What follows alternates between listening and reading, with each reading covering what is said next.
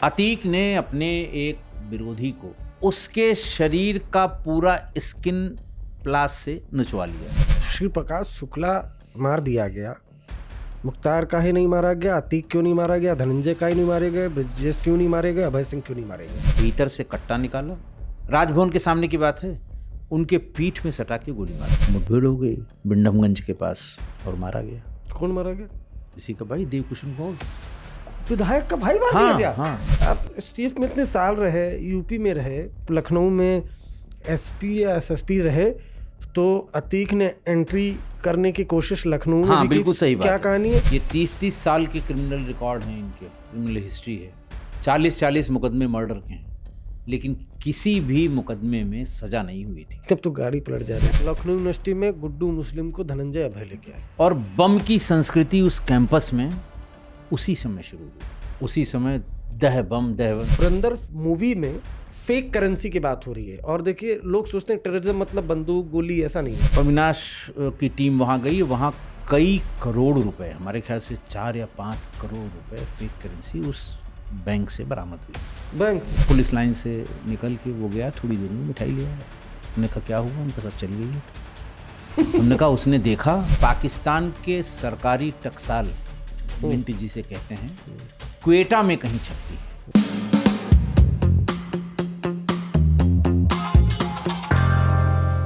नमस्कार, आज तक रेडियो के स्पेशल पॉडकास्ट में आपका स्वागत है। आप देख और सुन रहे हैं अपना पसंदीदा शो क्राइम ब्रांच। इस शो में हम लोगों से मिलते हैं, बातें करते हैं, कहानियां सुनते हैं उनसे जिनका कभी न कभी किसी न किसी तरह से क्राइम से लेना देना रहा है। अपराध की वो खौफनाक फाइलें जिन्हें पढ़कर रूह कांप जाए, वो सच जिन्हें रसूख और दहशत के दम पर दुनिया से छिपाया गया, उन काली सच्चाइयों को अपनी आंखों से देखने और अपने साहस से मिटाने वाले जाबाज का नाम है राजेश पांडे। राजेश पांडे की कहानी प्रयागराज के लालापुर की तंग गलियों से शुरू होती है। इलाहाबाद विश्वविद्यालय से एमएससी की पढ़ाई पूरी करने के बाद उन्होंने 1986 में यूपी पुलिस सेवा के जरिए वर्दी पहनी। अपनी मेहनत और बेदाग छवि के दम पर राजेश पांडे 2003 में आईपीएस बने। उन्होंने सूबे के कई जिलों में बतौर एसपी और एसएसपी कमान संभाली, लेकिन उनकी पहचान इससे कहीं बड़ी है।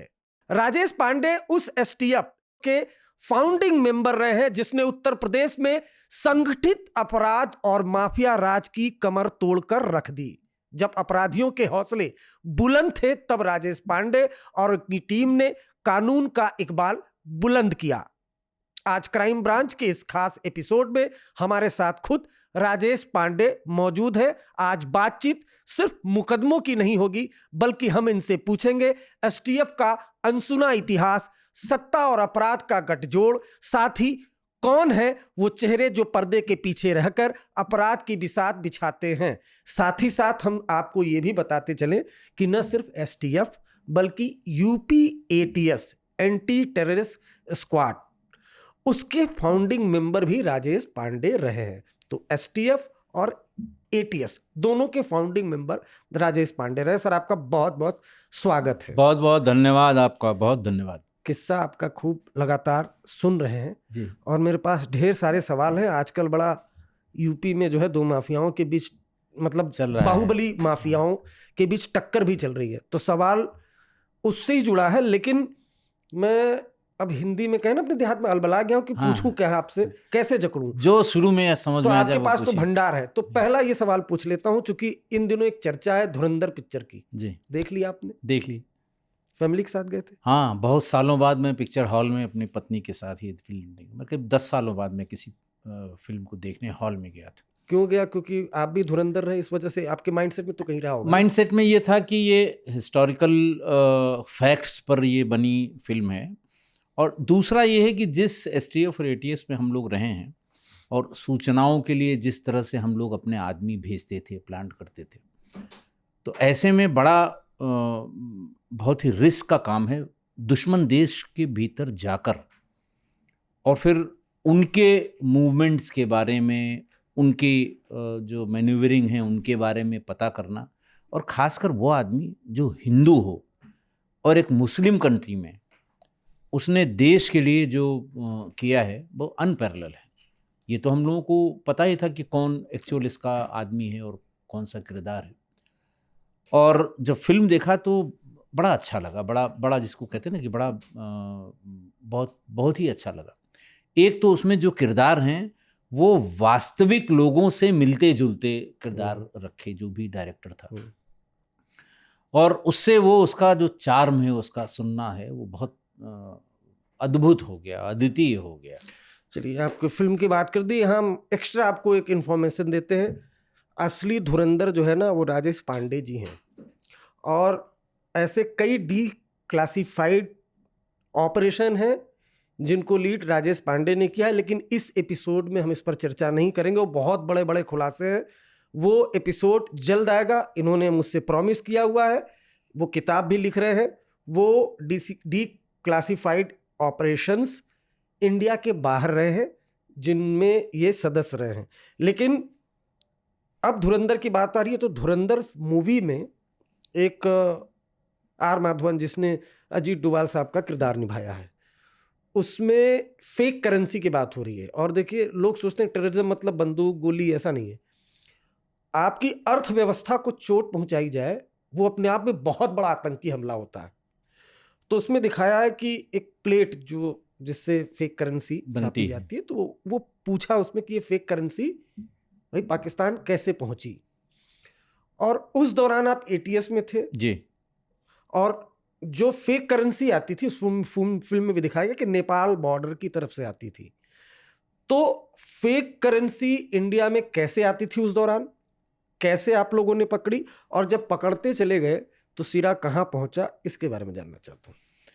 देखिए, ये जब हम धुरंधर देख रहे थे तो बिल्कुल जैसे ही वो आर माधवन ने ये पूछा कि ये 500 और 1000 के नोट की प्लेट उनके हाथ कैसे लगी, उनका मतलब आईएसआई के हाथ कैसे लगी, तो फिर उसको जब एक्सप्लेन किया कि साहब ये फला फला समय में उनको मिल गई थी या वो हो गई थी, और उसके बाद उससे बड़ी संख्या में नोट छापी गई और उसको नेपाल के माध्यम से उत्तर प्रदेश, और साथ में एक राज्य का शायद और नाम लिया था, मुझे याद नहीं, लेकिन चूंकि उत्तर प्रदेश की बात की उन्होंने तो मुझे ज़रूर थोड़ा सा वो लगा कि जो बात कही जा रही है वो सही कही जा रही है।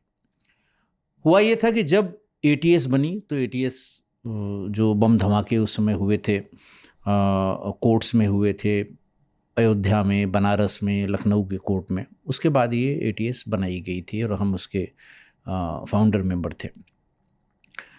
हम लोगों की बहुत छोटी सी टीम थी और हमारे जो हम लोगों को लीड कर रहे थे राजीव सब्बरवाल साहब थे, आज भी नौकरी में हैं, डीजी हैं। और इसी बीच में 500 रुपए की एक नोट का पूरा सीरीज, एक गड्डी, ये हमारी मेरठ की यूनिट में एक हेड कांस्टेबल है, और उसने कहा साहब ये नोट किसी ने ये बताया है कि साहब ये नकली नोट है, लेकिन ये देखने में बिल्कुल असली लग रही है। तो खैर वो ले आए, मेरठ में हम लोग भी थे, तो उसको उलट पलट के देखा।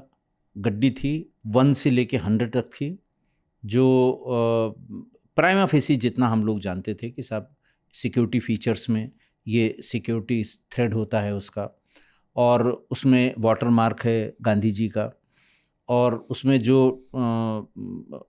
ब्लाइंड लोगों के लिए, जो आँख से लोग जिनको दिक्कत होती है, वो टच करके या छू के उसके डिनोमिनेशन को जान जाते थे, तो वो भी बिल्कुल सही था। तो मैंने कहा कुछ समझ में नहीं आता। उनका साहब ऐसा है कि वो उसने बताया है कि साहब ये 1 के बदले 3 यही आजकल चल रहा है, यानी 1 आप नोट दीजिए असली और 3 वो नकली दे देंगे, लेकिन ये पूरी गड्डी है। तो हमने कहा भाई बहुत सच्चा सा तरीका है, 500 रुपये की एक नोट लो इसमें से, और बाहर से कहीं देखो मिठाई उठाई कुछ जो मिले वो ले आओ, अगर ये चल गई तो फिर ये असली है, और अगर वो कह दे कि नहीं साहब हम को समझ में नहीं आ रही ये नकली है, तो फिर लौट आना। तो पुलिस लाइन से निकल के वो गया, थोड़ी देर में मिठाई ले आया। हमने कहा क्या हुआ? उनका सब चल गई है। तो हमने कहा उसने देखा आगे पीछे कुछ समझा उसको? बोले हाँ साहब, वो जैसे लोग ऊपर करके देखते हैं उसने देखा और उसने तो कुछ नहीं कहा। तो मुझे भी बड़ा ताज्जुब हुआ कि भाई इसको नकली कह रहा है, और वो किसी सौदेबाजी में कोई नंबर, हम लोग उस समय ये टेरर मॉड्यूल्स पे ही काम कर रहे थे, उसी किसी नंबर में सामान लेने देने की बात हुई थी और ये कहा गया था कि 1 का 3 हम आपको दे देंगे। इसने पकड़ के और उसे बरामद किया, लोकल पुलिस को उसे दे दिया और ये नोट ले आया। लेकिन आजकल जो ठगी चलती है ना कि वो असली सोने के एक सिक्का दिखा के और उसके बाद 100 सोने के फर्जी, एक वो गैंग चलता है जिसको बहुत पुराना ठगी का तरीका है कि साहब वो खुदाई में हमको पैसा मिला था, खुदाई में सोने के सिक्के मिले थे। मेवात साइड ज़्यादा होता है। मेवात, ये मेवाती बहुत करते हैं। वैसे तो ये रंगून से ओरिजिनेट हुआ था, बर्मा का है ये, बर्मा फ्रॉड के नाम से ही आप अगर सर्च करेंगे तो मिल जाएगा। तो मुझे लगा कि ऐसा तो नहीं है तुमको या उस आदमी को प्रलोभन देने के लिए उसने असली वाली दे दी हो ताकि आप लंबी डील करिए तो नकली वाली दे दे। मैंने सब्रवाल साहब से बात की, उनका अच्छा ले आओ देखते हैं उसको। हम लोग गए जब लखनऊ तो सब्रवाल साहब को दिखाया, उन्होंने कहा यार बहुत बढ़िया है, ये तो पता लगना मुश्किल है कैसा है। ये बिल्कुल अर्ली 2009 की बात है। तो खैर उन्होंने बातचीत की तो ये पता लगा कि हाँ ये बिल्कुल फर्जी है, नकली है। हाई क्वालिटी FICN, HQFICN के नाम से इसे जाना जा रहा है और ये नेपाल के बॉर्डर से बहुत बड़ी मात्रा में आ रही है। तो उन्होंने एक टीम बनाई जिसमें अविनाश मिश्रा हमारे इंस्पेक्टर थे। ये हुआ कि इसको ढूंढा जाए, इस पर काम किया जाए, ये तो बड़ा मुश्किल कर देंगे। बिल्कुल असली जैसी होती थी, HQFICN कहते थे उसको, हाई क्वालिटी। तो खैर धीरे धीरे हम लोगों को मिलने लगी। खासकर नेपाल की सीमा से लगे हुए उत्तर प्रदेश के जो ज़िले हैं, संत कबीर नगर है, सिद्धार्थ नगर है, श्रावस्ती है और गोरखपुर है, यहाँ पर ये जब लगाया हम लोगों ने तो कभी 2 नोट, कभी 5 नोट। फिर जिससे मिले उससे हम लोगों ने पता किया तो पता लगा नेपाल से हम लोग ले आए थे, पैदल बॉर्डर क्रॉस करके गए थे और वहाँ हमने 500 की एक नोट दी और 3 गुना हमको मिल गया। 1:3 का वो रेशियो चल रहा था। धीरे धीरे ये शिकायत आने लगी कि साहब वो ATM में से भी अब निकल रहे हैं। ये सब एकदम हमारे ख्याल से 2008 के बाद से बिल्कुल भरभरा के। फिर इसका एक टर्म भी मिला कि साहब ये सॉफ्ट टेरर के नाम से जाना जाता है कि भाई पाकिस्तान हमसे सीधी लड़ाई में नहीं जीत सकता है, तो वो हमारी अर्थव्यवस्था को ख़राब करने के लिए। अब सवाल हुआ कि ये इतनी बढ़िया नोट ये कहाँ कैसे तैयार हो रही है। ये एक तो नोट हम लोग जब पकड़ते थे घर में छपाई वाली, कि घर में वो सांचे में करके छाप के और दाएं, दूसरा पकड़ते थे जो कलर्ड फोटोकॉपी करके उसी साइज़ की नोट काट के और रात बिरात कहीं किसी 100 रुपए की नोट चला दी रात में किसी देहात के मार्केट में। लेकिन ये वैसी नहीं थी, वाटर मार्क बिल्कुल दुरुस्त। तो फिर पता करते करते हम लोग गए, रिजर्व बैंक ऑफ इंडिया का लखनऊ में हेडक्वार्टर है, तो उनको भी पता था। उन्होंने कहा साहब भी परेशान कर दिया है, ये तो बहुत ही हाई क्वालिटी ये ले आए हैं और इसका पहचानना मुश्किल है। हालांकि हमारी जो काउंटिंग मशीन होती है उसमें डिटेक्ट हो जाते हैं कभी कभी। तो इससे ये हुआ कि काउंटिंग मशीन का मतलब ये बैंकों में भी जा रही है, तो बैंकों का पता किया जाए। इस बीच में एक सूचना मिली कि संत कबीर नगर में एक स्टेट बैंक ऑफ इंडिया की ब्रांच में उसके बैंक के कुछ कर्मचारियों की मिलीभगत से ये नेपाल से ला के ये फेक करेंसी और बैंक में जमा की जा रही है, वहाँ एक्सेप्ट हो रही है। और अविनाश की टीम वहाँ गई, वहाँ कई करोड़ रुपए, हमारे ख्याल से 4 या 5 करोड़ रुपए फेक करेंसी उस बैंक से बरामद हुई। बैंक से बरामद हुई।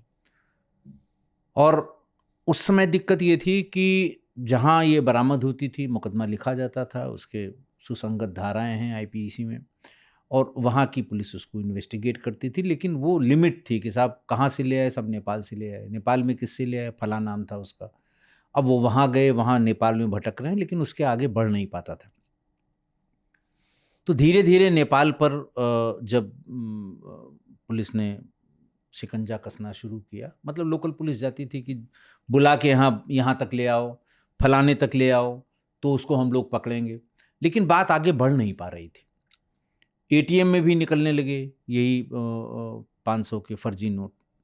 फिर अचानक ये पता लगा कि साहब अब वो नेपाल के बजाय बांग्लादेश के बॉर्डर से आ रहे हैं और मालदा से क्रॉस करा के ये ट्रेनों पे बैठ के और देश के विभिन्न हिस्सों में ये फेक करेंसी नोट जा रही है। तो गाड़ियां सब मुगलसराय से होके जाती हैं। अब चूंकि इसी के पीछे पड़े और तमाम टेक्निकल डिटेल्स राजीव सब्रवाल साहब ने इसके निकाले, रिजर्व बैंक से पूछा, एजेंसी से पूछा, तो मुगलसराय रेलवे स्टेशन पे हम लोगों को बड़ी मात्रा में फेक करेंसी नोट 500 की और 100 की मिलने लगी। 5 लाख, 10 लाख, 15 लाख और 20-20 लाख रुपए तक ये बरामद हुए। फिर बातचीत, सब्रवाल साहब ने एजेंसी से बातचीत की कि भाई ये तो बड़ा मुश्किल हो जाएगा।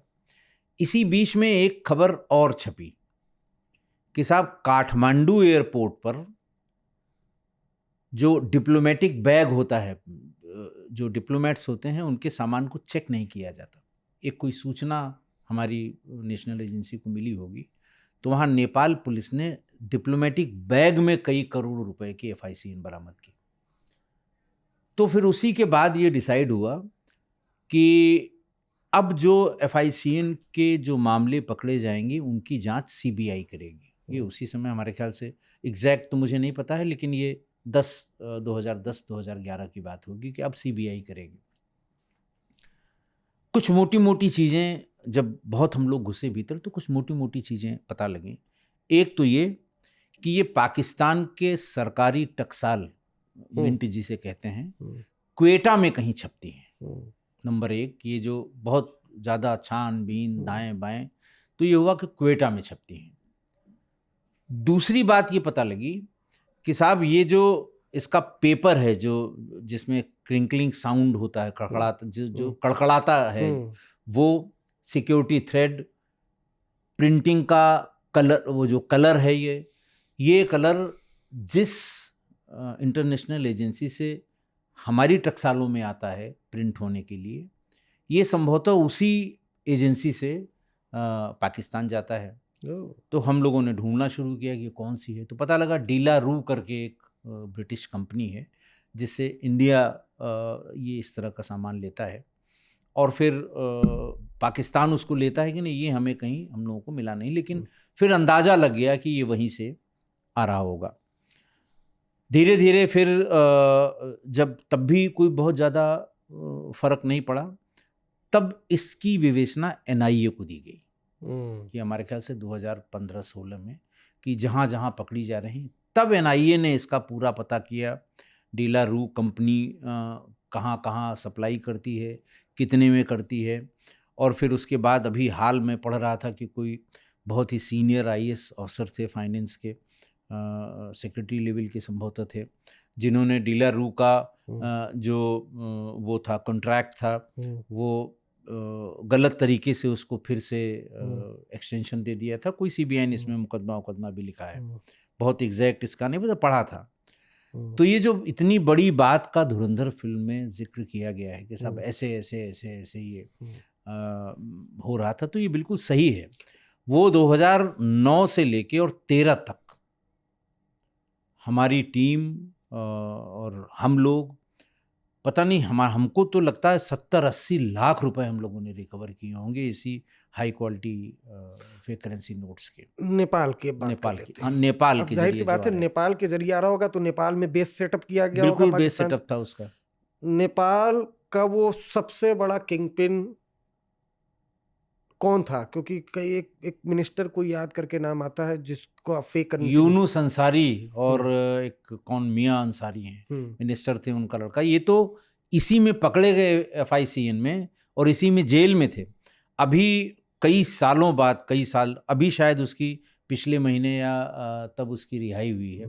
और ये पूरा रैकेट ISI उन लोगों के थ्रू चलवाती थी, पूरा रैकेट FICN का। कौन है ये यूनुस अंसारी? ये वहाँ के मिनिस्टर भी रहे हैं। यूनुस अंसारी शायद उनका लड़का है या खुद भी मिनिस्टर रहा है, और सारी सरकारी सुविधाओं का दुरुपयोग करके ISI के इशारे पे वहाँ से एक तो रूट पहले ही हुआ कि सीधे काठमांडू एयरपोर्ट पर ही आ जाता था, वहाँ से सर्कुलेट होता था। फिर दूसरा शुरू हुआ बांग्लादेश से, ये बांग्लादेश भेजने लगे, वहाँ से ट्रेन से लोग यहाँ आने लगे। तीसरा ये थाईलैंड के थ्रू लाने लगे। लेकिन यहाँ सब आता रहा और उस समय एक एस्टिमेट आया था अखबारों में भी, आप देखेंगे शायद इंटरनेट पे भी मिल जाए, कि उस साल यानी 2009 में या 10 में 1400 करोड़ रुपए फेक करेंसी के वो यहाँ आए थे। तो जो उसमें दिखाया गया है, और वो जो किनानी है, जावेद किनानी, जो ये करता था, ISI का जो एजेंट था, जिसको ये ठेका ही दिया गया था कि छपवा के और उसको वहाँ भेजना है, सारी सुविधाएं उपलब्ध कराई गई थी। और उसका रोल किया है उस फिल्म में शायद अंकित सागर ने, या अंकित कपूर जो नाम है उसने किया है। तो ये बिल्कुल फैक्ट था, ये उस समय भी लोगों की जानकारी में। अब जो सूचनाओं के केंद्र में रहते हैं हमारी सूचना एजेंसियों को, उनको बिल्कुल 100% जानकारी थी। और उसके बाद जब ये नोटबंदी हुई तो और भी बहुत से कारण रहे होंगे नोटबंदी के, उनका बहुत ज़्यादा हमें नहीं ज्ञान है या बहुत नहीं पता है। लेकिन एक ये मेजर कारण ज़रूर रहा होगा कि ये जो FICN हमारी सॉफ्ट टेरर के माध्यम से हमारी इकोनॉमी को कमज़ोर करने का जो षड्यंत्र हो रहा था, ये उस समय फिर रुक गया। हालांकि 2-3-4 साल बाद वो 2000 की जो नई नोट चली है, उस तरह की भी एकदम हाँ, लेकिन अब उस तरह की हाई क्वालिटी FICN हाँ हाल फिलहाल में नहीं है। वो उस पर बहुत ही तगड़ा ब्रेक लगा। तो वो उससे ध्यान आया मुझे कि ये कहाँ से शुरू हुआ था और काठमांडू से कैसे हमारे जगह भीतर आता था, और लोग लालच में 5 लाख दे के, असली 5 लाख दे के 15 लाख नकली नोट ले आते थे और चलाते थे। चलने में भी कोई बहुत दिक्कत नहीं थी। लेकिन उससे हमारी अर्थव्यवस्था अब देखिए, पहले एक दिक्कत और भी थी। जैसे हम लोगों को शुरुआती दौर में जब तनख्वाह मिलती थी तो वो पंच होती थी, या तो वो सूत के डोरे में उसको लिपट के मिलती थी, या फिर उसको बहुत ही हैवी उससे स्टेपलर से स्टेपल होता था। और उस गड्डी को खोलने वाले भी एक्सपर्ट होते थे। जैसे हम लोग यहाँ अकाउंटेंट जो आते थे तनख्वाह लेके, तो हम लोग को लगता था इसको खोलेंगे तो नोट फट न जाए, तो उसको दिया है तो फट वो आधा एक तरफ आधा एक तरफ, और उसको ऐसे घुमाता था कि कट से वो टूट जाता था और नोट फटती नहीं थी। जब ATM का प्रादुर्भाव हुआ तो ATM में जो उनके सॉफ्टवेयर की सेटिंग थी वो ये थी कि साहब सॉइल्ड नोट्स वो नहीं लेगा न देगा। और उस समय तक जो नोट थे उन सब में पंचिंग थी, चाहे वो छेद हुआ हो डोरी से बांधने के लिए, और या फिर स्टेपल हुआ हो, हैवी स्टेपलर जो 100 की नोट की गड्डी को स्टेपल कर सकता हो। तो रिजर्व बैंक ऑफ इंडिया ने एक पॉलिसी निकाली, क्लीन नोट पॉलिसी, ताकि ये उसी के बाद आपने देखा होगा कि अब वो पंचिंग भी बंद हो गई, अब वो तागा भी बंद हो गया, एक नीले रंग का बैंड उसमें पहनाया रहता है बस, ताकि जो ये चलन से पैसा बैंकों में आता है उसको ATM में आप रिचार्ज कर सकें। अगर उसमें छेद होगा तो सॉइल्ड नोट की श्रेणी में भले नया हो वो बाहर हो जाएगा, उसमें नहीं जाएगा। तो इसका भी ने फ़ायदा उठाया कि ये पता नहीं लगता। पहले ये होता था कि उस पर एक चिप्पी चिपकती थी, वो डोरी से बांध के, सफ़ेद रंग की डोरी होती थी उससे बांध के एक चिप्पी चिपकती थी जिसमें उस ब्रांच का नाम लिखा होता कि ये फलां ब्रांच से आई है। और जब क्लीन नोट पॉलिसी आई तो उसमें कहीं आप चिपका नहीं सकते हैं, उसमें कोई स्लिप नहीं लग सकती है, तो वो फिर ये पता लगाना मुश्किल होता था कि ये किस ब्रांच से इकट्ठा होके फेक करेंसी नोट हमारे कैश चेस्ट में आई है।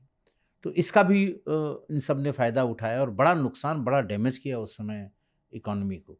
ये था पूरा। तो उसमें धुरंधर में जो दिखाया गया बिल्कुल सही दिखाया गया है। चलिए अब आते हैं उत्तर प्रदेश की तरफ। आइए। इसलिए आते हैं क्योंकि भाई उस दौर में जब श्री प्रकाश शुक्ला, बड़े बड़े माफिया, हम तो यूपी में पैदा हुए, माफिया, और उस वक्त हम लोग दूसरे दिन उठते थे, सुनते थे फलाने फ्लाईओवर के पास मारा गया, फलाने फ्लाईओवर के पास मारा गया। तो मार धाड़ वाली टीम के फाउंडिंग मेंबर आप हैं। जी। अभी इन दिनों दो बाहुबली नेताओं के बीच बहसा बहसी चल रही है। एक है धनंजय सिंह, एक है अभय सिंह। अब धनंजय सिंह ने एक बयान दिया है कि ब्रजेश सिंह और मुख्तार अंसारी के बीच कोई दुश्मनी नहीं थी। आप STF में थे, अब दुश्मनी नहीं थी तो इतने FIR, इतने मुकदमे ये कैसे हो गए? और कैसे एक बार ब्रजेश सिंह की टीम ने दावा किया था, मुख्तार अंसारी ने हम पे गोलियां बरसाई, मुख्तार अंसारी ने भी दावा किया था हमने ब्रजेश सिंह को मार दिया, तो इसकी सच्चाई क्या है? देखिए, ये कहना तो पता नहीं अब उन्होंने क्यों ऐसा बयान दिया। इन दोनों में दुश्मनी थी और बहुत दुश्मनी थी। एक दूसरे के बिल्कुल आप कहिए खून के प्यासे थे और एक दूसरे के लोगों को मारना ये इनका शगल था और बहुत से मुकदमे इस सिलसिले में कायम हैं। 1-2 मुकदमा नहीं कायम है। तो वीरेन टाटा का जैसे चलती हुई जिप्सी गाड़ी में उसका मर्डर किया गया, जैसे इनके ऊपर मुख्तार अंसारी के ऊपर अटैक हुआ ट्रक से, वो जो बड़ा फेमस वो है घटना है। तो ये दर्शाता है कि इन लोगों में आपस में बहुत कसीदगी थी और शुरुआत इसकी वही चंदौसी के कोयला मंडी से हुई, उसमें पैसों के लेन देन में, और पूरा का पूरा पूर्वांचल वो 2 धड़ों में बट गया, एक मुख्तार का गैंग और एक ब्रजेश का गैंग। ऐसे में ये कहना कि उनमें कोई दुश्मनी नहीं है, अब ख़त्म हो गई हो तो हम नहीं कहते हैं, लेकिन जो क्रिमिनल रिकॉर्ड्स हैं, जो अपराध के जितने भी पन्ने हैं, उन सब में इनकी दुश्मनी दर्ज है। ब्रजेश सिंह मुख्तार, ब्रजेश और मुख्तार की बिल्कुल दुश्मनी इनकी दर्ज है। एक दूसरे के तमाम गैंग मेंबर्स की हत्या हुई और ये कह देना एक बार में कि साहब इनमें कोई दुश्मनी नहीं, ये बात गले से उतरती नहीं है। अच्छा, ये मुख्तार और ब्रजेश की जो दुश्मनी थी, मुख्तार का उस वक्त भैया सियासत में बोलबाला था, इस वजह से ही शायद ब्रजेश सिंह भी अंडरग्राउंड हुआ मेरे ख्याल। हाँ, देखिए ऐसा है ना कि वो शुरुआत तो एक दूसरे के व्यक्तिगत नुकसान से शुरू हुआ था ये, और मुख्तार जब चढ़ने लगा, अपने शबाब पर पहुंचा, उस समय की रिजीम के उस पर जीप के हुड पे बैठ के और एक वो स्टेन लेके और अपने इलाके में दौरा करना, तो आप समझ ही सकते हैं कि लोगों के दिमाग में क्या आ रहा होगा और लोग क्या सोच रहे होंगे उसके बारे में। तो ब्रजेश ने अपना किनारा पकड़ लिया, वो भुवनेश्वर में अपना काम धाम करने लगे, दूसरे नाम से बेशक करते रहे, और बहुत दिनों तक तो ये पता ही नहीं लगा कि वो जिंदा हैं कि ख़त्म हो गया ब्रजेश। लेकिन मुख्तार ने अपनी दुश्मनी निभाई, उनके लोगों को मारने वाली और उनको वो करने वाली, ये सब काम वो मुख्तार करता रहा। तो ये अब पता नहीं क्यों कहा उन्होंने, किस बिना पे कहा, किस बेसिस पे कहा, क्या आधार है उनका। अब हो सकता है दोनों से उनके बराबर के संबंध हों तो ये पता लग गया हो कि भाई ये अब झगड़ा नहीं है यहाँ पे, लेकिन ये कह देना कि कभी दुश्मनी नहीं थी, ये बात नहीं गले से उतरती है। आप एसटीएफ में रहे जी। बड़े बड़े बदमाश सी प्रकाश शुक्ला, जिसने तथाकथित कल्याण सिंह की सुपारी ले लिया, वो सच है झूठ है वो तो ऊपर वाला जाने। हमारा सिर्फ ये कहना है कि क्या सफेद पोश जो माफिया थे, जो आज नेता बने बैठे हैं, उस पर क्या एसटीएफ ने एक्शन कभी लिया था कि खाली बस वही 50,000 के बदमाश 1 लाख? अरे सब पे लिया था, किस पे नहीं लिया गया था उसको। देखिए, आप इसकी हिस्ट्री को समझिए कि 90 के दशक में न तो आपके पास मोबाइल फ़ोन था और ना आपके पास ईवीएम थी।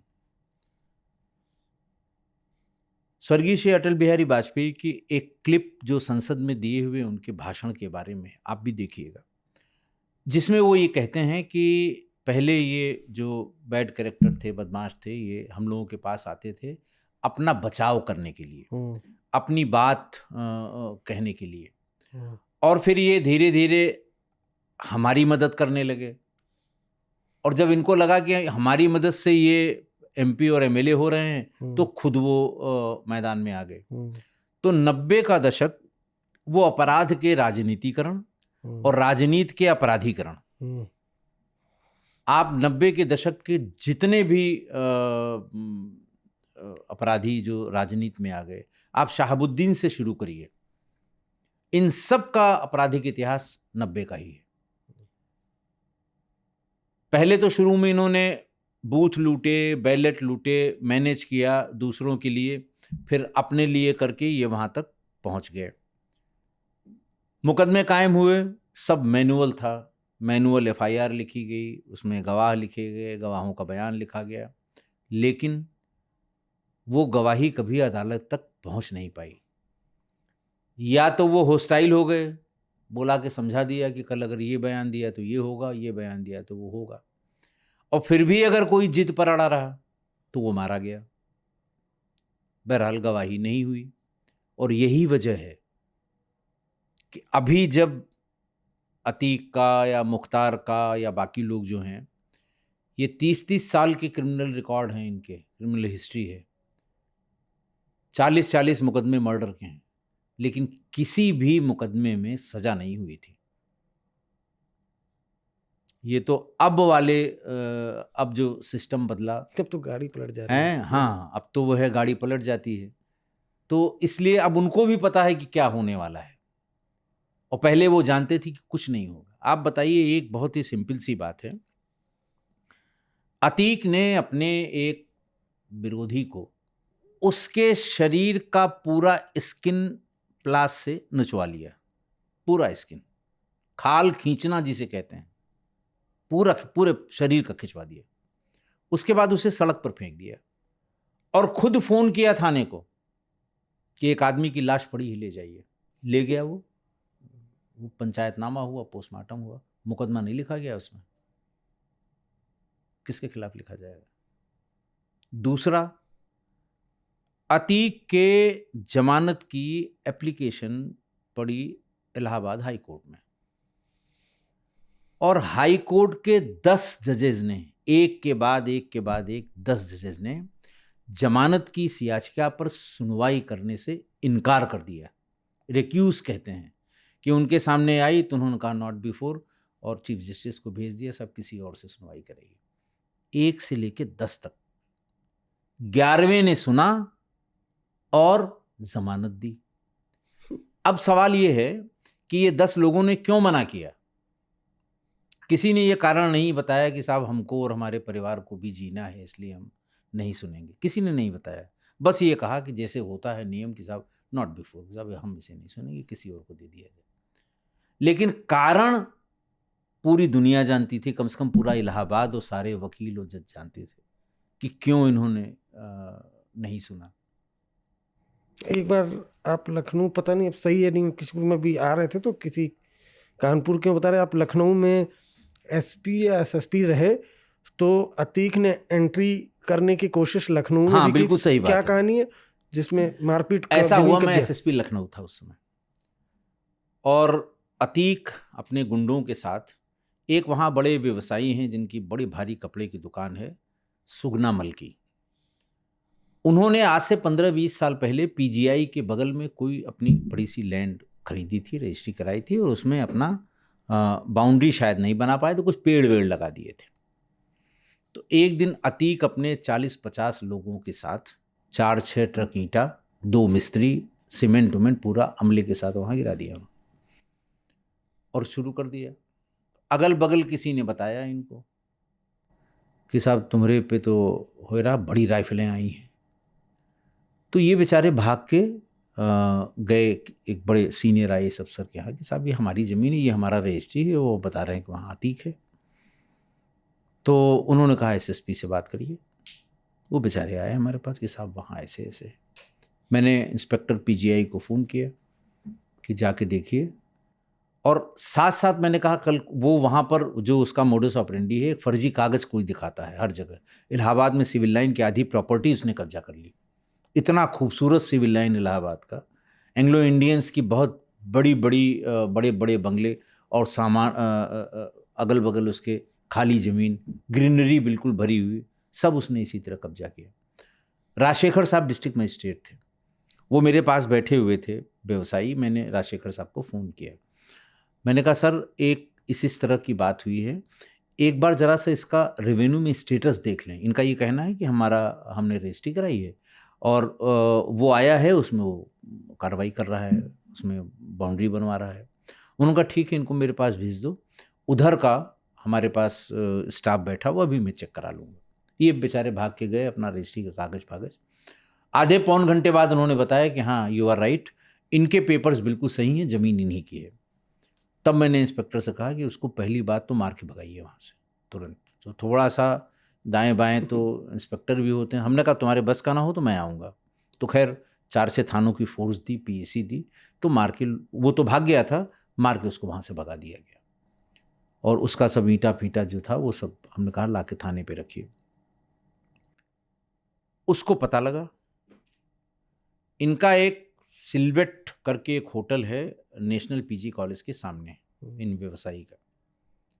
दोपहर करीब, अब वो एसएसपी रेजिडेंस से हमारे ख्याल से 100 कदम की दूरी पर है। तो करीब 11:30-12 बजे 10-20 आदमी राइफल लिए हुए वो भीतर घुस गए होटल में। जो भी वहाँ उस पे रिसेप्शन पे बैठा होगा तो उससे कहा कि बुलाओ उसको। तो वो भी बेचारे वहीं कहीं आसपास थे, वो आ गए।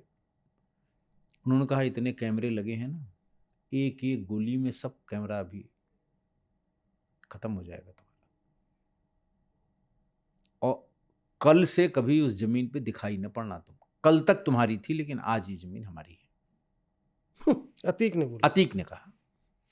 पब्लिक, उनके पास उसकी रिकॉर्डिंग भी। तो जब उन्होंने कहा कि सब ये अभी मैं गोली मार के सब खत्म कर दूंगा, तो वो बेचारे उन्होंने ऑफ करा दिया, कैमरा ऑफ कर दो। मरने को तो सब कोई डरता है, व्यवसायी तो बेचारा वैसे भी ऐसा कोई काम नहीं करेगा जिससे उसके व्यवसाय पे फर्क पड़े। कौन लड़ेगा, कौन मुकदमा लड़ेगा। उसके बाद उन्होंने कहा देखो फोटो खींच रहे थे ना, अब मैं खड़ा हूं, मेरी 10-20-50 फोटो खींच लो कि मैं तुम्हारे होटल में आया हूं, और जिसको दिखाना हो दिखा देना, जिसको दिखाना हो दिखा देना। यही वर्बेटम अगले दिन अखबारों में छपा। अब वो जैसे ही वहां से निकले, ये बेचारा पैदल ही हाँफता हुआ एसएसपी बंगलो पे आ गया। उसने कहा साहब ये तो आज इसने बड़ा, तुमने कहा मुकदमा लिखा। बोले साहब मुकदमा हम किसी कीमत पर नहीं लिखाएंगे, कौन इन लोगों से बैर करेगा। मैंने कहा फिर कैसे भाई, मुकदमा तो लिखाना पड़ेगा आपको, आपके यहाँ आए हैं, धमका के गए हैं, ज़मीन छोड़ने के लिए कह रहे हैं, ये तो करना ही पड़ेगा, बिना इसके कैसे काम चलेगा। बोले साहब मुकदमा नहीं लिखाएंगे, अब जो मर्जी हो वो हो, हमारी जिम्मेदारी थी बताना आपको, बता दिया। तो खैर हमने अपने सीनियर्स को बताया। मैंने कहा साहब ये तो अंधेर हो गई। फिर ये हुआ कि अब की बार अगर आते हैं तो, या कहीं उस ज़मीन पे जाते हैं या इसके यहाँ आते हैं, तो फिर इसका आदमी तैयार रखिए। उनके जो वहाँ चपरासी हैं या उनके जो कार्यकर्ता हैं उनसे मुकदमा लिखवाइए। खैर फिर उसके बाद कहलवाया गया कि भाई आप अतीक साहब, आप जो है लखनऊ में नहीं घुसेंगे अब। और वो दिन और मरने का दिन वो कभी लखनऊ नहीं आया। मैंने भी कहा और कहलवाया भी। नहीं, अब मैं जो आपसे ये पूछ रहा था जी, कि एसटीएफ ने बड़े बड़े माफियाओं को ऊपर पहुंचा दिया या नीचे पहुंचा दिया, अभी इधर बीच धनंजय सिंह अभय सिंह को बड़ा माफिया कह रहे हैं, अभय सिंह धनंजय सिंह को माफिया कह रहे हैं। ये दोनों क्या है आपके दौर में? ये देखिए इन दोनों को मैं तब से जानता हूं जब मैं सीओ सिटी जौनपुर था, और वहीं टीडी कॉलेज है। ये दोनों टीडी कॉलेज के छात्र नेता थे। अच्छा। धनंजय तो वहीं के रहने वाले थे। अभय सिंह रहने वाले तो वो शायद फैजाबाद का है, लेकिन उसके नाना राजकेशर सिंह वो बड़ी पॉलिटिकल पर्सनालिटी थे और सांसद रहे थे जौनपुर से। तो वो ननिहाल चला आया, और ननिहाल में जब आया तो वही टीडी कॉलेज में पढ़ने गया। उस समय इन लोगों का जो छात्र नेताओं का ग्रुप था, इन लोगों ने वहाँ बदमाशी भी की, बहुत बदमाशी की। एक छात्र कर्फ्यू उसी समय शुरू किया, इन्हीं लोगों ने शुरू किया। साहब हम छात्र कर्फ्यू लगाएंगे, चौराहे चौराहे लड़के इकट्ठा, दुकान नहीं खुलने देंगे। क्यों?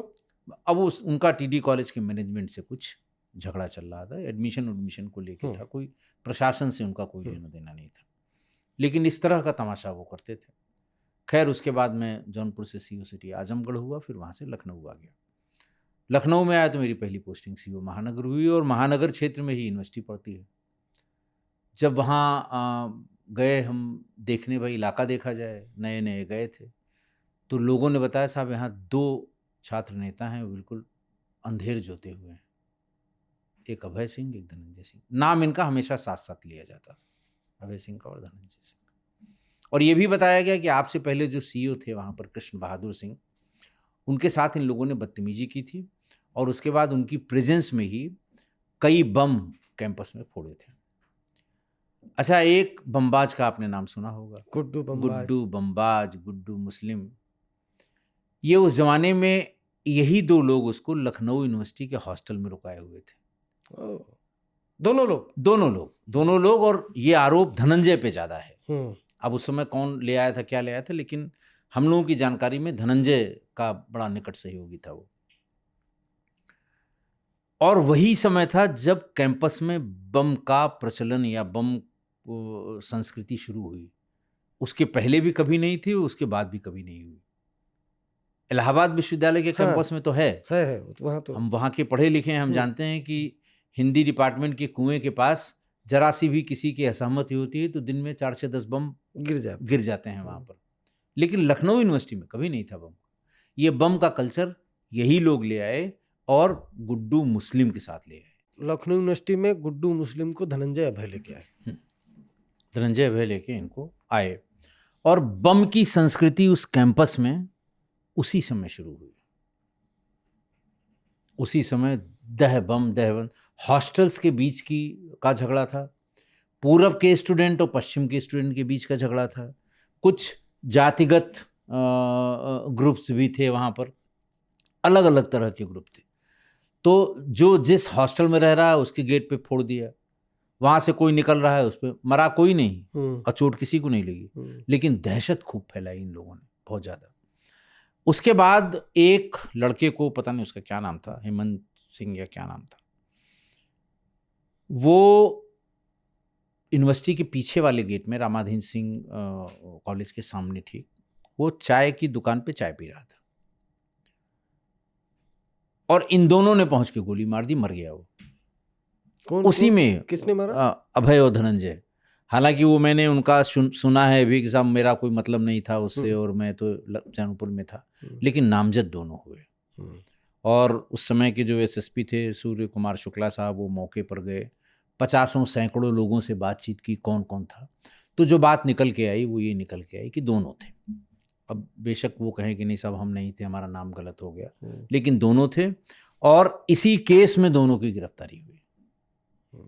अभय 4 साल रहे, धनंजय ने बाद में शायद सरेंडर किया, क्या हुआ हम नहीं कह सकते, लेकिन वो भी 3-4 साल रहे इसी केस में, इसी उस लड़के की मर्डर में। तो चलिए, ये तो खैर छात्र राजनीति था, ये लोग कह देते हैं कि छात्र राजनीति में पहला मर्डर। हाँ, छात्र राजनीति में पहला मर्डर। और क्या देखा आपने उसके बाद? चूंकि आप सीईओ तो थे, उसके बाद एसटीएफ भी गए तो मॉनिटर तो किया होगा। मॉनिटर मैंने सब किया इन लोगों का। क्या है ये? मर्डर पे मर्डर हुए हैं साहब, मर्डर पे मर्डर हुए हैं, 1-2 नहीं हुए हैं। इन्हीं का एक साथी था अभिषेक सिंह, उसको इन लोगों ने भेजा उसके लिए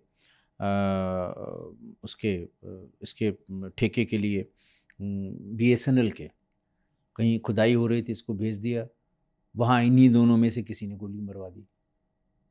आरोप लगा कि साहब ये धनंजय का आदमी था, लेकिन धनंजय ने इसके लिए कुछ नहीं किया। इस तरह के तमाम आरोप लगे। और गुड्डू मुस्लिम के साथ कई मर्डर में शामिल रहे। कौन? एक संतोष, दोनों ही लोग, कोई देखिए किसी से कम नहीं है। अब आज चाहे जो हो, दोनों लोगों का आपराधिक इतिहास है। सब कहते हैं कि नहीं साहब हम इसमें, कुछ लोग तो कहते हैं साहब राजनीतिक, किसी भी नेता से जिसके 30-40 मुकदमे हों तो वो कहते हैं साहब राजनीतिक मुकदमे हैं। सब कहेंगे राजनीतिक मुकदमे हैं, सब पॉलिटिकल आदमी थे इसलिए लोगों ने ज़बरदस्ती ले, लेकिन इन लोगों पे आपराधिक मुकदमे थे, दोनों पे। आप एसटीएफ में इतने साल रहे, यूपी में रहे, अतीक, मुख्तार, धनंजय, ब्रजेश, अभय, ये लोग सब कैसे हो गए? सिस्टम की नाकामी ही तो रही होगी, या सत्ता का भाई उस इसमें वीरेंद्र तो शाही और हरशंकर तिवारी का भी नाम जोड़िए। रास्ता तो इन्हीं लोगों ने दिखाया था ना।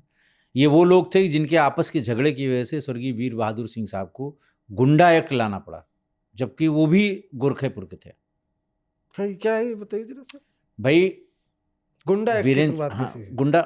गुंडा एक्ट की शुरुआत इन्हीं दोनों के झगड़े से। एक जमाना था जब पूरा पूर्वांचल इन दोनों के झगड़े से परेशान था। किनके? रोज मर्डर, वीरेंद्र शाही और हरशंकर तिवारी। रोज एक दूसरे के यहाँ मर्डर, ठेके, पट्टी के लिए होता था सब। आज ही जा गए वीर बहादुर सिंह साहब, तो वो गुंडा एक्ट बनाया उन्होंने, उत्तर प्रदेश गुंडा अधिनियम, उसमें कार्रवाई शुरू की।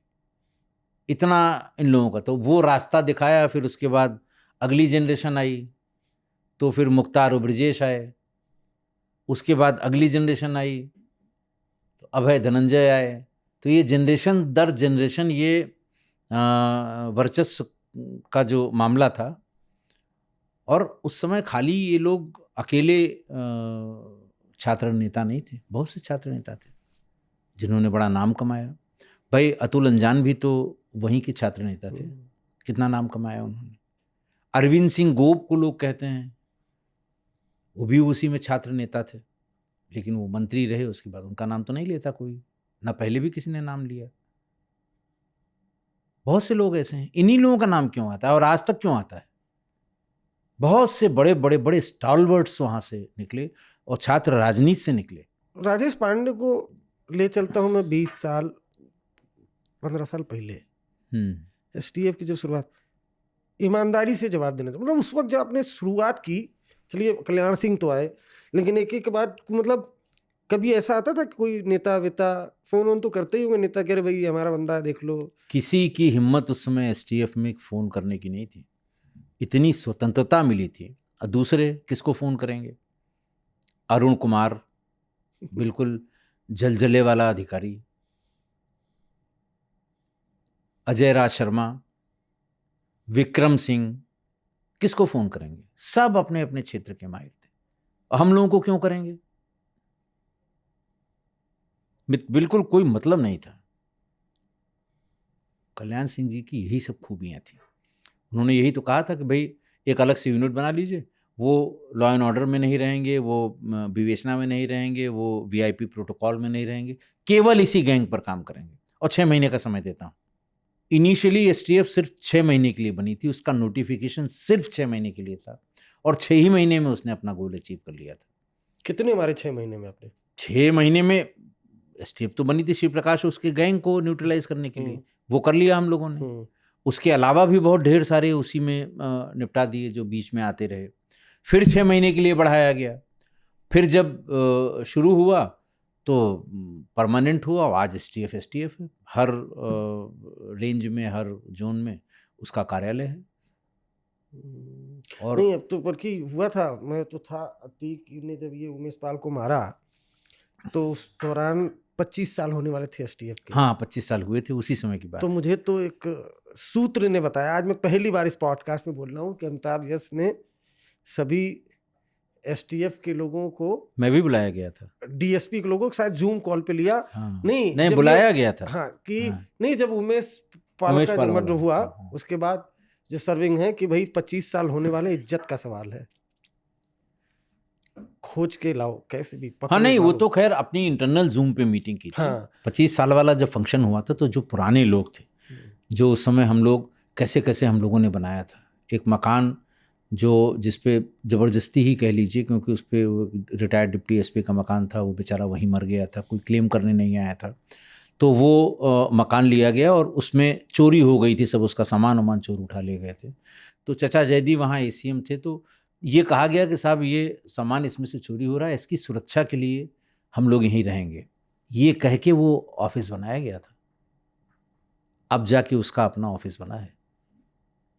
विज्ञानपुरी का जो ऑफिस है वो इनिशियल यही दरखास्त थी, साहब यहाँ बहुत ये इसका जो भी रिटायर्ड डिप्टी एसपी का सामान था चोर उठा ले गए, कुछ पंखे वंखे बचे हैं और भी चोरी कर ले जाएंगे, तो हम इसकी सुरक्षा के लिए यहाँ पर हम लोग इसकी सुरक्षा करेंगे, एक चौकी टाइप के वो बनाएंगे। रह गए उसमें 20 साल चली उसी में।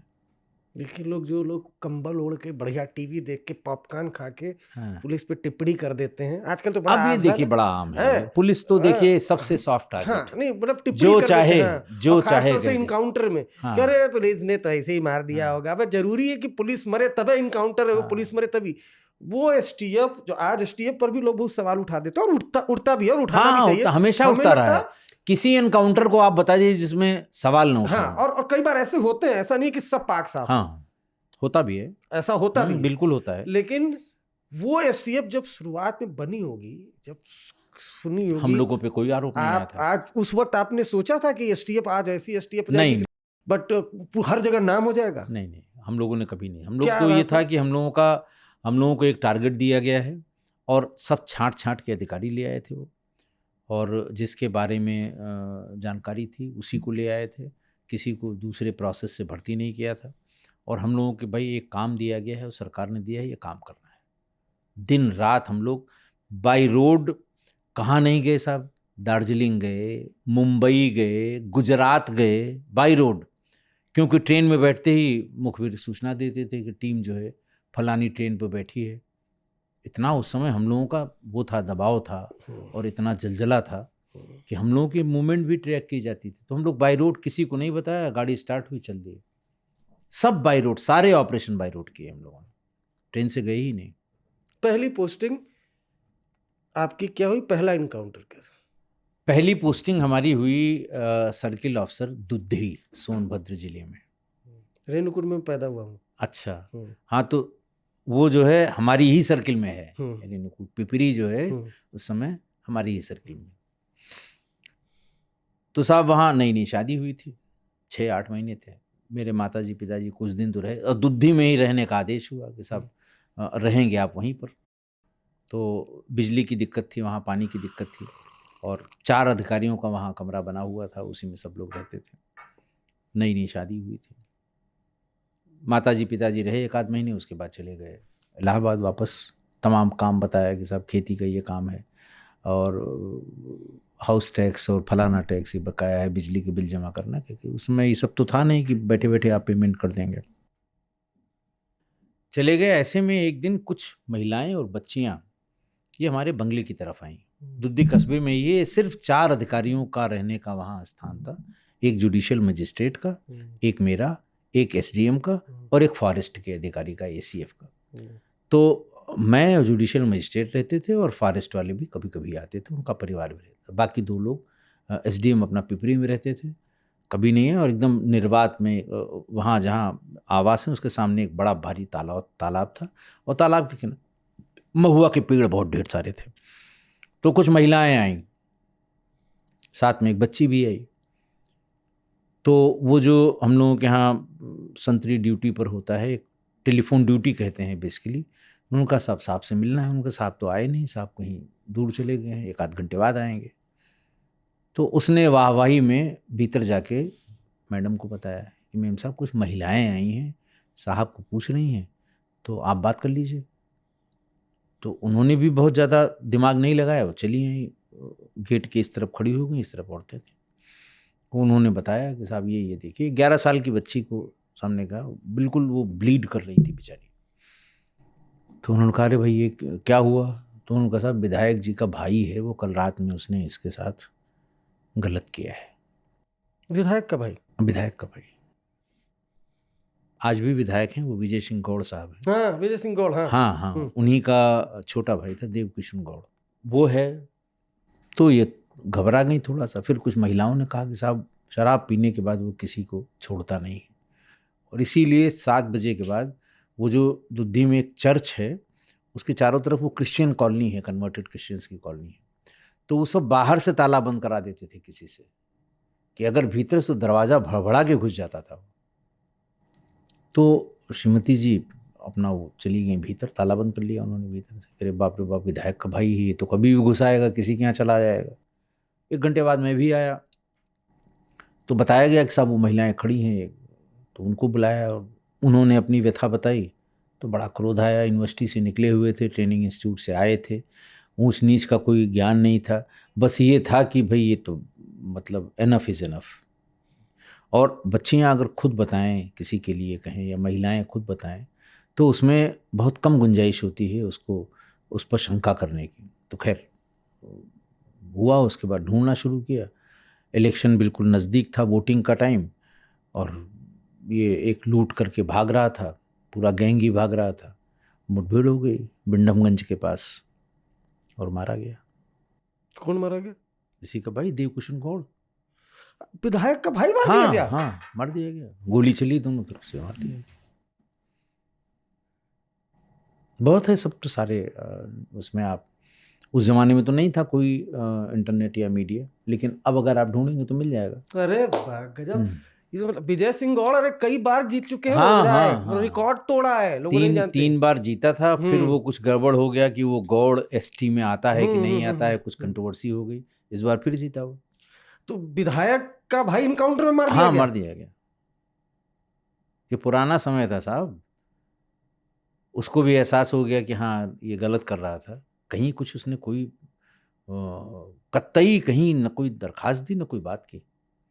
लोगों ने बताया कि बिल्कुल विरोध मत करिएगा, इलेक्शन खराब हो जाएगा आपका।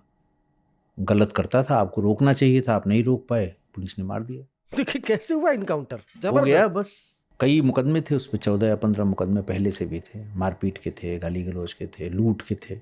जानते, मैं उस इलाके को जानता हूँ। हाँ, आदिवासी लोग, गरीब सब लोग, बहुत और गरीब। वहाँ जो लोग हैं ना, मतलब जिनके पास पैसा है, और दबंगई वहाँ जोरों पर है। जबरदस्त काम भाई किया सर, जो ये तो हैं 2% जबरदस्त। लोग, वो तेंदुआ पत्ता के बिजनेस से सबकी कोठी बनारस में है। सारों की कोठी, बड़ी बड़ी करोड़ों करोड़ की कोठी, वहीं रहते हैं, दबंग हैं, तेंदुआ पत्ता का बिजनेस का काम करते हैं, पैसा अकूत है। ये किताब अपनी पकड़ा दीजिए जरा ये मुझे। लीजिए सरकार, आप पढ़िए। वर्चस्व ये किताब है। एक पिक्चर आई थी, एक मूवी, शहर। हाँ, शहर थी। शहर और शहर दो अलग अलग शब्द हैं। शहर का मतलब होता है सुबह, हाँ, सूर्योदय, सूर्योदय, और शहर का मतलब होता है सिटी। सिटी। उस शहर मूवी को मैंने कम से कम 15 बार देखा है। अभी हाल फिलहाल में भी देखा, अकेले देखता हूँ, जबकि इस दौर में जहाँ हाँ डिफरेंट काइंड OTT आया, मैंने कई बार देखा।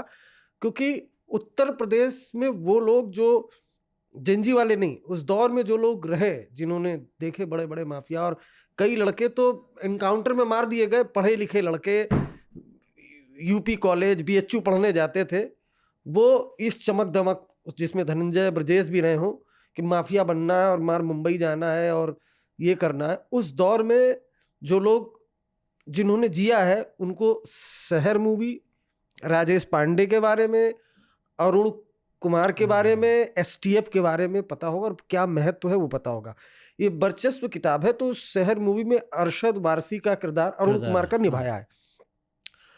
तो जब अरशद वारसी मतलब STF चीफ उस दौरान जब बनी, तो वो यही श्री प्रकाश शुक्ला को ट्रैक करने के लिए जा रहे थे, तो कहीं बोला होगा वर्चस्व, तो अपनी माँ से पूछता कि मम्मी ये डिक्शनरी में खोज रहा हूँ, ये डिक्शनरी खोज रहा हूँ, नहीं मिल रहा है। तो मम्मी पूछती क्या, बोले उनकी मम्मी शायद टीचर थी उस फिल्म में, तो बोले कि वर्चस्व, तो बोले कि वर्चस्व मतलब एकाधिकार, मतलब एक छत्र राज। तो क्या ये उसी से इंस्पायर्ड है? उसी से नहीं, ये असल में जब जब उससे किसी ने बात करने की कोशिश की, या मुझसे भी एक बार बहुत लंबी बात हुई 45 मिनट की टेलीफोन पे, श्री प्रकाश धमकाने के लिए सबको फोन करता था वो, बहुत बात हुई। तो मैंने पूछा उससे कि भाई ये जो 3 तुमने वहाँ मार दिए मोकामा में, उन लोगों ने आज तक तेरी भी नहीं की, वहाँ के थे गोरखपुर के। तो उसने कहा कि देखिए वर्चस्व की लड़ाई में कोई अपना नहीं होता। वर्चस्व शब्द का इस्तेमाल आज भी पूर्वांचल के जो भौकाली लोग हैं वो वर्चस्व की ही बात करते हैं कि साहब ये तो वर्चस्व की लड़ाई है, और वो वर्चस्व का उच्चारण 10 बार 20 बार करता था एक बार के कन्वर्सेशन। जितनी हम लोगों के पास वो थी उस समय रिकॉर्डिंग्स थी उसकी, उसमें कोई रिकॉर्डिंग ऐसी नहीं है जिसमें उसने वर्चस्व शब्द का उल्लेख न किया। वर्चस्व की लड़ाई है, जो सामने आएगा मारा जाएगा। उस दौर में श्री प्रकाश शुक्ला जब था, तब ये ब्रजेश सिंह, बड़े बड़े माफिया, मुख्तार उख्तार, वो इसके सामने टिकते अगर इसके सामने कोई नहीं टिकता उस समय, कोई नहीं टिकता। अब आप सोच लीजिए, राजा भैया विधायक भी हैं और बहुत प्रभावशाली आदमी हैं, और दबंग भी बहुत हैं, और कुंडा में उनके बहुत से किस्से हैं। उनको एक बार इसने फ़ोन से धमका दिया कि बाहर निकलोगे मार देंगे। राजा भैया? हाँ, वो निकले नहीं जब तक मर नहीं गया, निकले ही नहीं। ये बात उन्होंने मुझसे कही कि यहीं पेट्रोल पंप पर ये बैठा रहता था। अब क्या बताऊं भाई साहब। तो वही है ना कि वो सब लोग जानते थे कि ये फिरे हुए दिमाग का आदमी है। सन की। हाँ, सन की प्रवृत्ति का है। तो जो भी जेन्युइन होगा उसको ये लगता होगा ना कि कहाँ इसके चक्कर में पड़े हम। अब मेरा एक सवाल है, हाँ, श्री बताएं। प्रकाश शुक्ला मार दिया गया, मुख्तार का ही नहीं मारा गया, अतीक क्यों नहीं मारा गया, धनंजय का ही नहीं मारे गए, ब्रजेश क्यों नहीं मारे गए, अभय सिंह क्यों नहीं मारे गए? देखिए भाई, जिस समय ये मारा गया उस समय ये सब माननीय थे। मुख्तार भी माननीय थे, ब्रजेश अज्ञातवास में चले गए, ढूंढे नहीं मिल रहे थे, अतीक भी माननीय थे, और जिसका जिसका आप नाम ले रहे हैं सब माननीय थे। मैंने बताया कि 90 का दशक, जो कोई इस किताब को पढ़े तो वो महसूस करे कि 90 के दशक था कैसा। इसमें मैंने इसका जिक्र किया है जब हम और अरुण कुमार साहब टेलीफोन सुनने के लिए पोल के नीचे टेंट लगा के कि ऐसा लगे कि टेलीफोन का कुछ काम हो रहा है, और तब डीपी से तार खींच के नंबर सुना करते थे। वो दौर था। अब तो डाइवर्ट करा लीजिए, इसी पर रिकॉर्ड होता रहेगा, एक दिन बैठ के अपना सुन लीजिए। बहुत तकनीक आगे बढ़ गई, बहुत ज़्यादा। तो उस पूरे दौर के बारे में मैंने लिखा है, कितना खराब दौर था। देश भर में पुलिस जो है वो बैकफुट पे थी, उत्तर प्रदेश में नहीं, सब जगह बैकफुट पे थी। और उसका रीजन कि जो सत्ता में बैठे लोग हैं वो माफिया गुंडों का इस्तेमाल करते थे।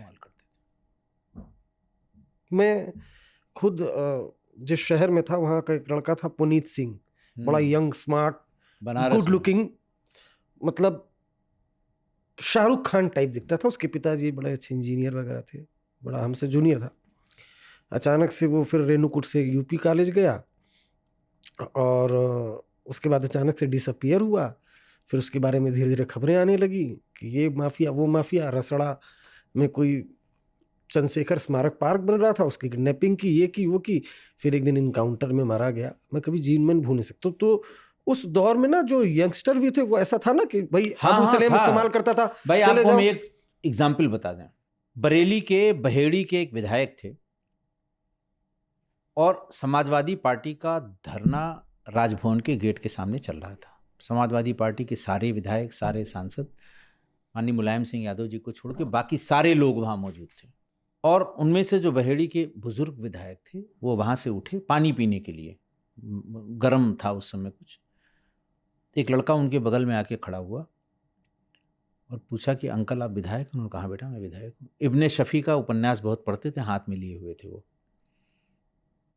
विधायक हैं? उन्होंने कहा बेटा विधायक। बताओ तुम क्या करते? बोले हम पढ़ते हैं।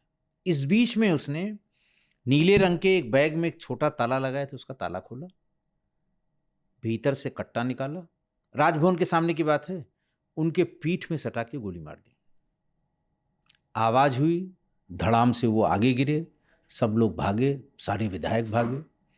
इसने भागने की कोशिश की, खैर हम लोगों ने दबोच लिया, दबोच के उसको वहाँ। कारण क्या आया समझ में? वो जौनपुर का रहने वाला था, अभिषेक सिंह या ऐसे कुछ नाम था उसका। उसके दिमाग में ये सनक सवार हो गई कि धनंजय 2 मर्डर करके और 20 गाड़ी लेके चलते हैं, 40 गाड़ी लेके चलते हैं। आज भी उसका बयान रिकॉर्डेड बयान है। तो मुझे लगा कि जब तक हम कोई बड़ा मर्डर नहीं कर देंगे तब तक हम बड़ा आदमी नहीं हो सकते हैं। वो उनको जानता भी नहीं था कि उन्होंने जब बता दिया कि विधायक हैं, वह गोली मार दी। यूपी कॉलेज में लड़के पढ़ने जाते थे इधर उधर से, खूब मुंबई तक में जा जाके मार के आए लोगों को। हाँ, उस दौर वो दौर था, वो दौर था, बहुत खराब दौर था, रंगबाजों का, रंगदारी का, भौकाल का वो दौर था। अब नहीं है, खत्म हो गया सब। उस वक्त पुलिसिंग भी बड़ी टफ रहती होगी। बहुत टफ रहती थी सर। ये क्राइम ब्रांच का हमने जो एपिसोड शुरू किया उसमें कई हमने किए, अकेले भी मैंने किया, मिलियंस और बहुत दर्शकों ने सराहा। ये पहला ऐसा पॉडकास्ट है जो मैं कर रहा हूँ, और तकरीबन 1.5-2 घंटे वक्त हो चुका होगा। हाँ जरूर, 1.5-2 घंटे, और मैं बात करता जा रहा हूँ, सुन रहा हूँ, और मेरी इच्छा है कि मैं और खींचूं, और 2 तो एपिसोड नहीं कर सकता है, लेकिन अभी ऐसे बहुत से सवाल हैं जो बचे जा रहे हैं। मैं दोबारा आ जाऊंगा भाई, कौन सा आप कहीं जा रहे हैं? वो तो आना ही आना है सर, क्योंकि इसलिए हम कैमरे के सामने ये बोल दे रहे हैं ना, ताकि आप मना ही ना कर पाए। अरे हम सब रिकॉर्ड हो रहा है, तो आप मना ना कर पाए। दूसरा, चूंकि वही बोल रहा हूँ ना, जो हमारे दर्शक हैं जी आज देख रहे होंगे योगी आए, यूपी है, ये वो, ठीक है, आज भी हो रहा है अपराध। तो जब तक एक आदमी जीवित है खत्म नहीं हो सकता।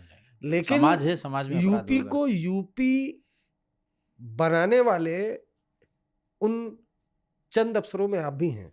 सब आप लोगों की सोच है कि आप इस तरह से सोचते नहीं हैं। नहीं, मैं तो आज नहीं, मेरे ठीक साल बात हो है, गया, मैं बिल्कुल तो ठीक। पढ़ा बढ़ा, अपने साथियों को देखा, हमारे अंदर भी एक दौर में जोश था, हम भी उठाए हैं और ठाए ठाए करें, महादेव की कृपा है कि आज यहाँ बैठा हूँ। लेकिन वो एक दौर था दौर था, इसमें कोई दो राय नहीं। कि बच्चे इंजीनियर डॉक्टर बनने के बजाय वो देखते थे कि अच्छा भौकाल में चल रहा अपना, भाई यही बनना है, दाऊद बनना है, अबू सलेम बड़ा आजमगढ़ बुरा का हाल था उस समय, उस वो बनना है। तो वो दौर देखा आपने, कैसे आप लोगों ने सामना किया, ये अपने आप में काबिल तारीफ है। आपकी जो किताब आप लिख रहे हैं जी। कब आने वाली है? हिंद लगेगा युग वक्त? से हिंद युग में से प्रिंट हो रही है, हमको लगता है महीने 1.5 महीने में आ जाएगी। महीने 1.5 महीने में जी। आएगी।